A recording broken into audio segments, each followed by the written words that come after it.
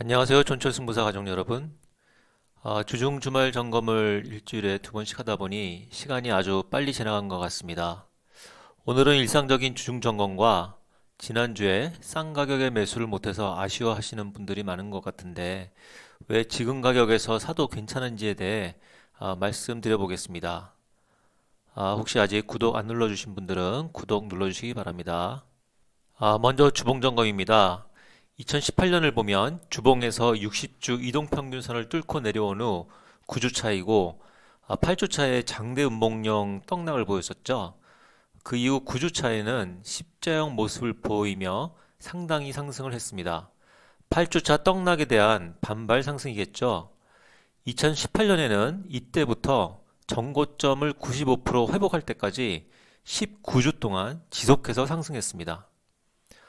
2022년을 보면 지난주 망치형 떡상을 보인 후 오늘까지 미약한 십자형 상승 모습을 보이고 있습니다. 60주 선을 뚫고 내려온 후의 모습이 지난주부터 2018년과 2022년이 한 주의 차이를 두고 비슷하게 가는 것을 볼 수가 있습니다.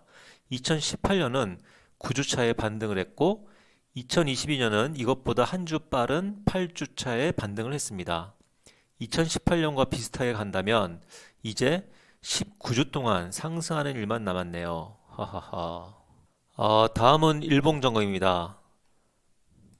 월요일은 파월 의장의 매파적인 발언이 나왔고 또 러시아와 우크라이나 협상이 진척이 없다는 소식에 좀 하락을 했죠.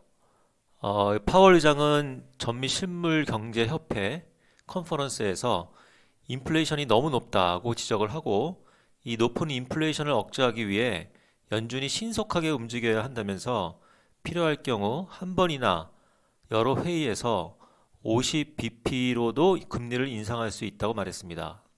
러시아와 우크라이나와의 평화 협상은 진척을 보이지 않고 있고 러시아군의 군사작전이 계속되면서 위험 회피 심리를 강화했습니다.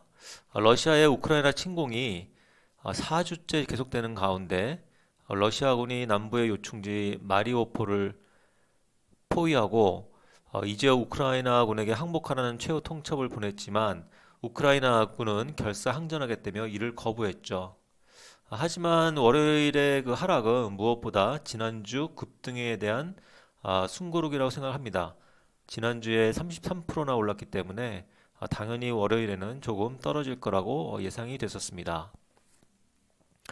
화요일은 전날의 하락을 다 만회하고 5.9% 상승했는데 전날 파월의 발언과 금리 상승 움직임을 소화를 했습니다. 무엇보다도 나이키의 실적 발표와 알리바바의 자사주 매입 소식이 영향을 미쳤다고 생각하는데 나이키의 주가가 예상치를 웃돈 분기 실적 발표에 2% 이상 올랐고 뉴욕에 상장된 알리바바의 주가는 회사가 자사주 매입 규모를 250억 달러로 확대하기로 했다는 소식에 11%나 올랐습니다.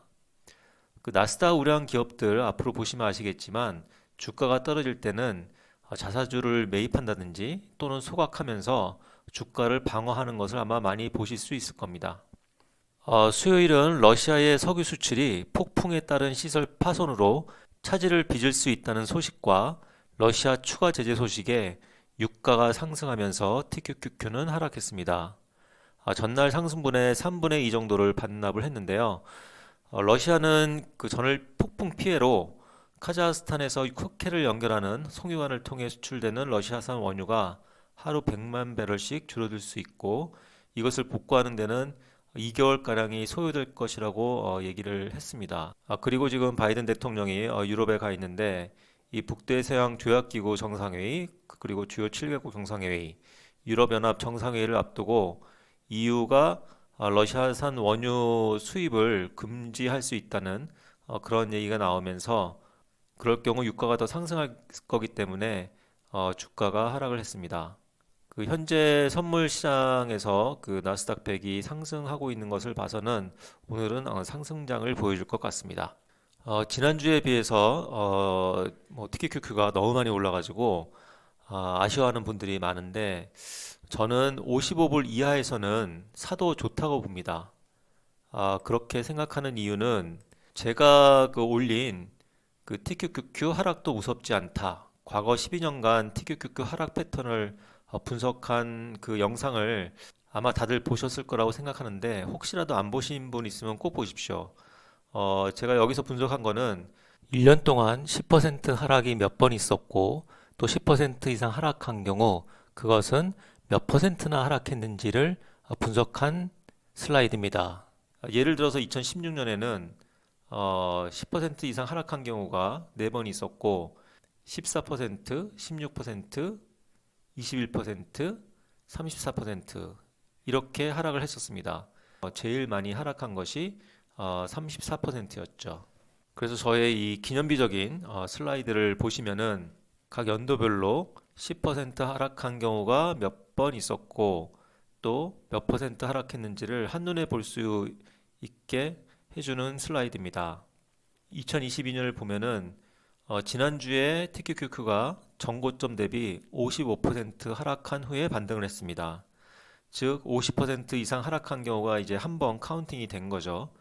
그리고 다른 연도를 보시면은 50% 이상 하락한 경우는 2018년하고 2020년밖에 없습니다. 그리고 2018년 같은 경우에 50% 하락한 경우가 한 번, 30에서 39% 하락한 경우가 두 번이 더 있었습니다.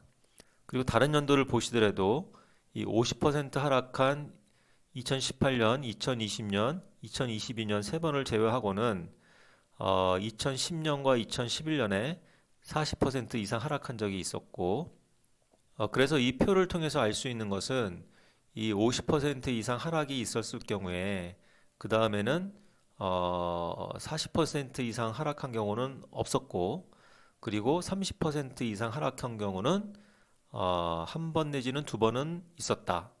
그래서 만약에 TQQQ가 전고점을 회복한다든지 아니면은 한 95% 정도 회복을 한 다음에 다시 떨어지더라도 한 30%에서 39% 사이에서 떨어질 것이고 그 중간 값인 35% 정도 하락한다고 했을 경우에 개장일 종가 85.57불에서 다시 35% 하락한다면 그것이 약 55.6불이 됩니다.